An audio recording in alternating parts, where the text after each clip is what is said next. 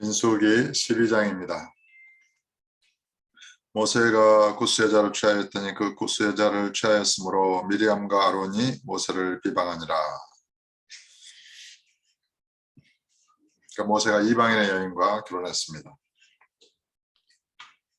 아마 모세의 그런 원래 아내는 이제 그런 십보라는 죽었겠죠. 그래서 이 모세가 구스 여자를 취하였다는 것입니다. 이 일로 인해서 모세의 그 누나 미리암과 아론, 모세의 육신의 형이죠. 아론이 모세를 비방했다는 것입니다. 그들이 이르되 여호와께서 모세야만 말씀하셨느냐 우리와도 말씀하지 아니하셨느냐 하며 여호와께서 이 말을 들으셨더라.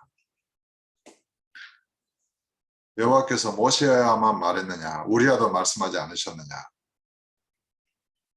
모세가 구스 여자를 취한 것에 대해서 그 비방이 상당한 정도였다는 것을 보여줍니다. 그러니까 모세와 자기들을 동등시할 만큼 모세를 비난하고 책망했다고 보여줍니다. 이 사람 모세는 온유함이 지면의 모든 사람보다 더하더라.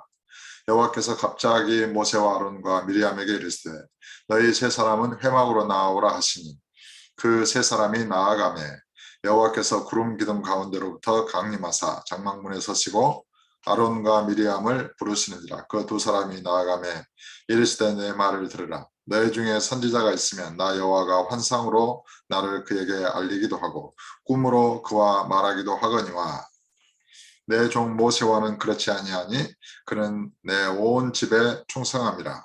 그와는 내가 대면하여 명백히 말하고 은밀한 말로 하지 아니하며 그는 또 여호와의 형상을 보거늘 너희가 어찌하여 내 종 모세 비방하기를 두려워하지 아니하느냐. 그러니까 여호와께서 선지자들에게는 꿈과 환상으로 또 그의 영을 통해서 이렇게 계시하시고 여호와 자신을 이렇게 알리기도 하시고 나타내시기도 하시고 꿈으로 말씀하시기도 하시고 또 환상으로 그렇게 계시하시기도 하시는데 모세와는 은밀한 말로 아니하고 명백하게 사람과 사람이 말하듯이 대면하여 말한다는 것입니다. 내가 대면하여 명백히 말하고 은밀한 말로 하지 아니하며 그는 또 여호와의 형상을 보거늘. 모세는 여호와의 형상을 본다는 것입니다. 형상을 보거늘 너희가 어찌하여 내 종 모세 비방하기를 두려워하지 아니하느냐. 그러니까 아론과 미리암이 여호와와 말씀하고 또 그들의 영을 받고 이렇게 예언도 하고 환상도 보고 이렇게 꿈에서 여호와와 말하기도 하고 그랬다 할지라도 모세하고는 차원이 다르다는 것입니다.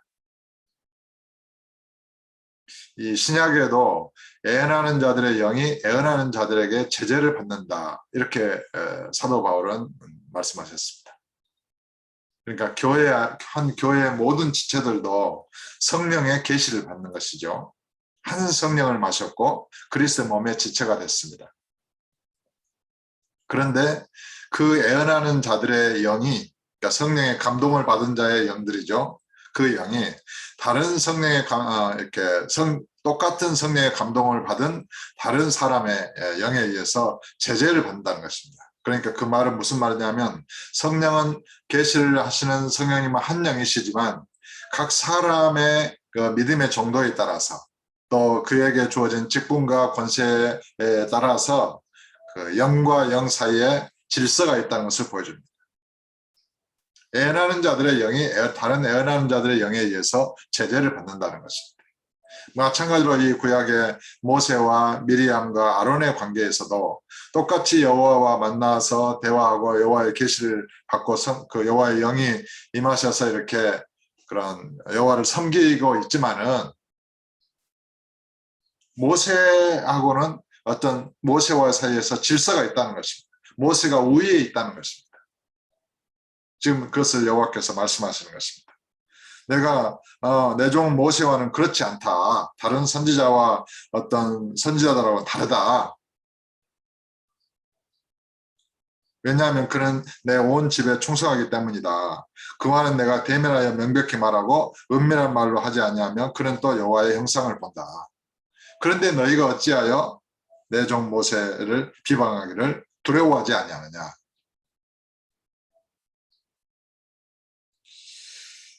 여호와께서 그들을 향하여 진노하시고 떠나심에 구름이 장막 위에서 떠나갔고 미리암은 나병에 걸려 누군가 같더라.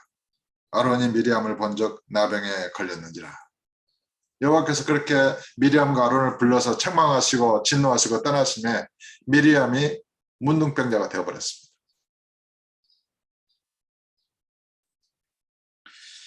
아론이 이에 모세에게 이르되 슬프도다 내 주여.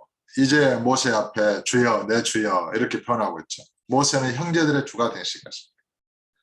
마치 예수님께서 우리 형제들의 주가 된 것과 같습니다. 예수님과 우리는 똑같이 하나님 하늘에 계신 분을 아버지라고 부르지만 예수님과 우리 사이에는 엄연히 질서가 있는 것입니다. 사도들도 우리와 한 형제이고 우리의 그런 형님들이 되시지만 그들과 우리 사이에는 질서가 있는 것입니다. 우리가 사도들보다 더 높겠습니까? 마찬가지로 이 교회에 세우신 그런 직분의 질서가 있는 것입니다. 그래서 말씀을 가르치는 자는 배나 존경하라 이렇게 기록되어 있고 또 말씀을 가르침을 받는 자는 모든 좋은 것을 말씀을 가르치는 자와 함께하라 이렇게 성경은 말하고 있는 것입니다.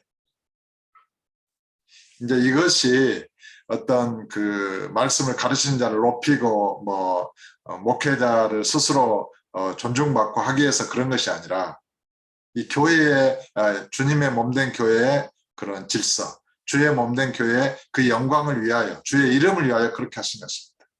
만약에 그런 질서가 없다면 몸이 어떻게 되겠어요? 한마음 한뜻으로 움직일 수 있겠어요? 다 자기가 머리가 되려고 하겠죠. 다 자기가 똑똑하다고 하겠죠.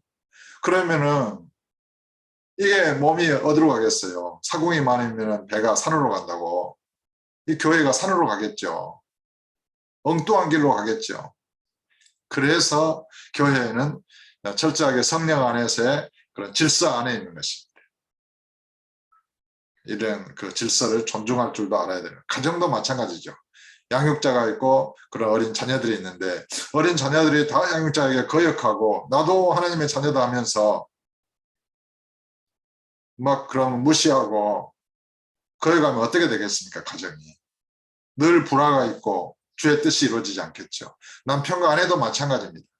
똑같이 하나님의 형상과 모양대로 지음받은 그런 이렇게 장막을 가지고 있고 그 속사람은 물과 성령으로 거듭난 하나님의 아들들이지만 질서가 있는 것입니다.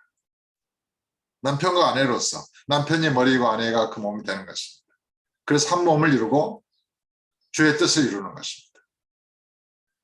그래서 이런 질서를 존중한다. 국가에도 질서가 있죠. 권한과 어떤 권세와 책임에 있어서 그런 다 다르게 직분들이 주어져 있고 질서가 있습니다. 그런 것을 이렇게 인정하고 그 권세를 인정하고 거기에 복종할 줄 알아야 하는 것입니다. 만약에 그런 것을 인정하지 못하고 복종하지 않고 거역한다면 이제 국가의 그런 국가의 전체 통일성을 해치는 국가를 망하게 하고 어떤 파괴하는 자의 역할을 하는 것이죠. 그래서 이제 아론이 이제 모세에게 슬프도다 내 주여 내 주여 이렇게 부르고 있습니다. 우리가 어리석은 일을 하여 죄를 지었으나 이게 중요해요.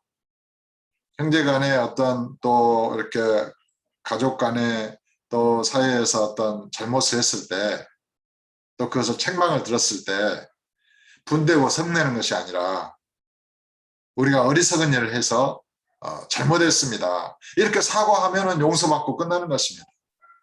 또 저는 이렇게 전혀 아무런 마음의 혐의도 없이 화평할 수 있고 사랑할 수 있는 것입니다. 근데 어떤 사람은 그것을 마음에 자존심이 상하든지 그런 것 때문에 그런지 몰라도 마음에 꼭 두고 잘못했단 말을 안 해요. 사과를 안 해요. 그리고 꿍 해가지고 회개하지도 않고 마음을 닫는 사람들이 있죠. 이거는 어리석은 것입니다. 이거는 이제 포도나무와 가지 사이에서 가지가 잘라져가는 과정인 것입니다. 가지는 메말라갈 것입니다. 열매를 맺지 못할 것입니다. 그러기 전에 돌이키고 포도나무와 한마음 한뜻이 돼서 충분히 이렇게 포도나무로부터 영양분을 공급받아서 아름다운 열매를 맺는 삶을 살아야 될 줄로 믿습니다. 당연히 그렇게 살아야 되겠죠. 내 주여, 우리가 어리석은 일을 하여 죄를 지었으나 청하건대 그 벌을 우리에게 돌리지 마소서. 그가 살이 반이나 썩어 모태로부터 죽어서 나온 자 같이 되지 않게 하소서. 이제 아론이 미리암이 자기의 누이 미리암이 문둥병자가 돼서 살이 썩어가게 생겼어요. 그래서 죽게 생겼어요. 그래서 그런 모세에게 이제 용서를 구하고 있습니다. 모세가 여호와께 부르짖어 이르되 하나님이 원하건대 그를 고쳐 주옵소서. 모세의 기도를 또 여호와께서는 들으시죠. 여호와께서 모세에게 이르시되 그의 아버지가 그의 얼굴에 침을 뱉었을지라도 그가 이래 동안 부끄러워하지 않겠느냐. 그런데 그를 진영 밖에 이래 동안 가두고 그 후에 들어오게 할지니라 하시니. 그러니까 용서를 하되 일주일 동안은 진영 밖에 돌아가는 거예요. 그리고 미리암은 문둥병이 나와서 진영 안으로 들어올 수 있었습니다. 이러한 이제 어떤 질서와 또 잘못했을 때에 회개하고 용서를 구하고 아버지께서 어떤 기한을 두고 그를 이제 징계를 하신 이후에 다시 용서하시고 이제 이런 것들이 신약에서도 거의 비슷하게 이렇게 나타납니다. 하나님 주의 말씀과 교훈을 앞에서 회개하면은 깨끗해져요. 그런데 그것을 회개치 않고 마음에 악을 품고 오랜 세월을 지나다 보면 몸이 병들어요. 영과 그 혼이 병들었으니까 몸이 병들겠죠, 당연히. 그리고 몸이 죽을 위경에 처하겠죠. 그러면 이제 또 심령이 마음이 교만했던 심령이 부드러워지고 낮춰져서 이제 아버지 앞에 매달리고 회개하고 기도하겠죠. 그러면서 심령을 죽여서 회복시키시고 그 몸을 고치시기도 하시고 이러면서 아버지께서는 우리의 속사람의 믿음을 이렇게 자라게 하시고 기르시고 믿음과 함께 우리의 속사람을 이렇게 기르시는 것입니다.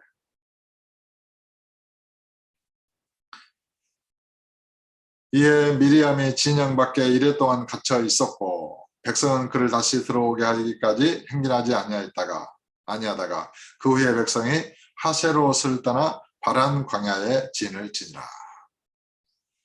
모세와 아론과 미리암, 그래서 모세의 지도력에 대한 어떤 그런 비방을 하는 그런 것에 대해서 여호와께서 모세의 그런 지도자의 위치를 확고하게 세워주고 계십니다.